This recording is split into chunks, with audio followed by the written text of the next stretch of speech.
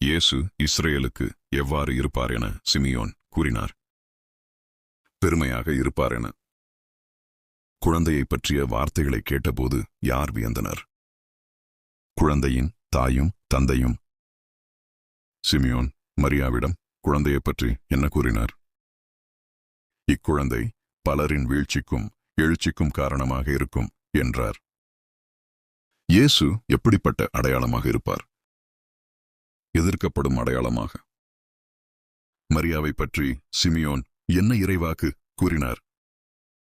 உமது உள்ளத்தையும் ஒரு வாள் ஊடுருவிப்பாயும் என்றார். பலருடைய எது வெளிப்படும் என்று சிமியோன் கூறினார்?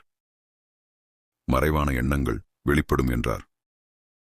அன்னா எந்த குலத்தைச் சேர்ந்தவர்? ஆசேர் குலம். அன்னாவின் தந்தையின் பெயர் என்ன? பானுவேல். அன்னா என்பவர் யார்? இறைவாக்கினர். அன்னா எத்தனை ஆண்டுகள் கணவரோடு வாழ்ந்தார்? 7 ஆண்டுகள்.